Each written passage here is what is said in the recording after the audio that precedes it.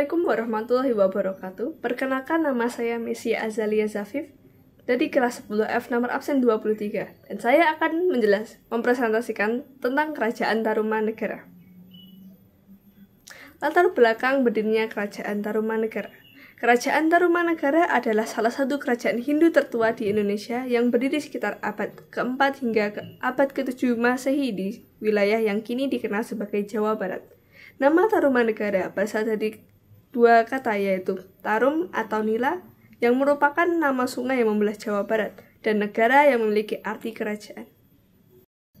Pendiri Kerajaan Tarumanegara bukan berasal dari Nusantara, namun berasal dari India, yaitu Maharesi Raja Guru Jayasingawarman. Beliau merupakan Maharesi Salankaj India yang mengungsi ke Indonesia karena kerajaan aslinya ditaklukkan oleh Kerajaan Magadha. Ia merupakan pemimpin para pengungsi asal Kerajaan Pallava dan Calanjaya yang ingin mencari pelindungan akibat peperangan besar yang terjadi. Atas izin dari Raja Dewawarman IV, para pengungsi membangun sebuah pemukiman di desa di dekat Sungai Citarum yang diberi nama Tarumadesya atau Desa Trundi. Dan karena desa itu memiliki banyak pengunjung, maka desa itu berubah menjadi sebuah kota. Raja Guru kemudian menjadi raja pertama Kerajaan Tarumanegara dan dinikahkan dengan salah satu putri dari Raja Dewawarman yang berhasil membangun sebuah kerajaan Hindu di Pulau Jawa. Kerajaan ini awalnya bermula di sebuah kerajaan kecil di tepi Sungai Gomati dan Candrabaga. Raja Singawarman meninggal dan dimakamkan di tepi Sungai Gomati. Tahta kerajaannya digantikan oleh putranya, Dharmawarman, di tahun 382 sampai 385 Masehi. Masa kejayaan.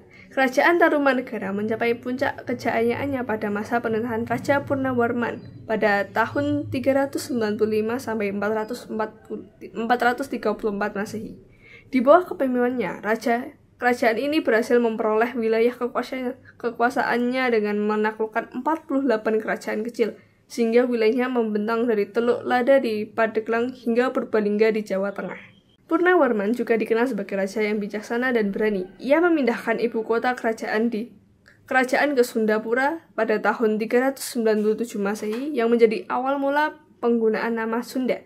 Selain itu, Purnawarman memprakarsai pembangunan infrastruktur penting seperti penggalian saluran air sepanjang 6.122 tombak, sekitar 11 km, yang berfungsi untuk irigasi, pertanian, dan pencegahan banjir. Keberhasilan Purnawarman dalam memperluas wilayah dan meningkatkan kesejahteraan rakyatnya menempatkan Kerajaan Tarumanegara sebagai salah satu kerajaan terbesar dan paling berpengaruh di Nusantara pada masanya. Fase kemunduran dipenuhi oleh beberapa hal, seperti perpecahan internal.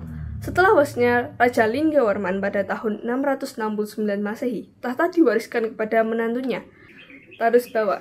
Tarusbawa memilih mengembalikan kejayaan kerajaannya sendiri, yaitu Kerajaan Sunda, yang sebelumnya berada di bawah kekuasaan Tarumanegara. Keputusan ini memicu ketidakpuasan dari wilayah timur yang kemudian memisahkan diri dan membentuk Kerajaan Galuh. Akibatnya Kerajaan Tarumanegara terpecah menjadi dua kerajaan, yaitu Sunda dan Galuh, dengan Sungai Citarum sebagai batasnya. Ancaman eksternal. Selain perpecahan internal, Tarumanegara menghadapi tekanan dari kerajaan-kerajaan lain yang sedang berkembang, seperti Kerajaan Sriwijaya di Sumatera dan Kerajaan Kalingga di Jawa Tengah. Ancaman dari kerajaan-kerajaan ini melemahkan posisi Tarumanegara di Nusantara. Kekosongan kepemimpinan. Setelah wafatnya Raja Linggawarman, tidak ada penerus yang jelas untuk memimpin kerajaan. Kekosongan kepemimpinan ini menyebabkan ketidakstabilan politik dan melemahkan struktur pemerintahan, dan pada akhirnya berkontribusi pada runtuhnya kerajaan. Peninggalan. Kerajaan Tarumanegara memiliki 7 peninggalan besar, yaitu seperti Prasasti Ciareteun yang ditemukan di Desa Ciareteun Ilir, Kabupaten Bogor. Prasasti ini memuat jejak kaki Raja Purnawarman yang disamakan dengan jejak kaki Dewa Wisnu, menunjukkan identifikasi raja dengan dewa tersebut.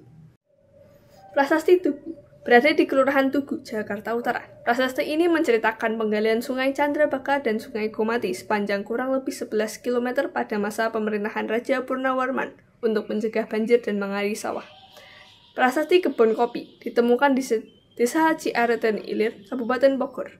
Prasasti ini dikenal juga sebagai prasasti tapak gajah karena terdapat gambar telapak kaki gajah yang dipercaya sebagai tunggangan Raja Purnawarman. Prasasti Jambu ditemukan di Bukit Kolengka, Desa Pasir Gintung, Kabupaten Bogor. Prasasti ini memuat sepasang jejak kaki dan puisi yang memuji keberanian Raja Purnawarman. Prasasti Cidanghyang ditemukan di tepi Sungai Cidanghyang, Kabupaten Lebak, Banten. Prasasti ini berisi pujian terhadap kebesaran dan keberanian Raja Purnawarman. Prasasti Muara Cianten ditemukan di Bogor. Prasasti memuat gambar sepasang kaki, namun isi tulisnya belum berhasil diterjemahkan. Candi Batu Jaya, kompleks percandian yang terletak di Karawang, Jawa Barat. Ini diperkirakan berasal dari masa kerajaan Tarumanegara yang menunjukkan pengaruh Hindu-Buddha. Prasasti Pasir Awi ditemukan di Bogor. Prasasti ini berisi pahatan gambar dahan dan dedaunan serta sepasang telapak kaki, namun belum berhasil diterjemahkan isinya. Dan ini ada foto beberapa peninggalan dari kerajaan Tarumanegara. Selesai. Terima kasih. Wassalamualaikum warahmatullahi wabarakatuh.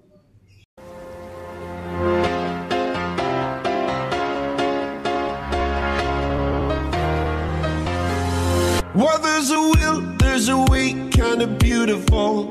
And every night has its day, so magical.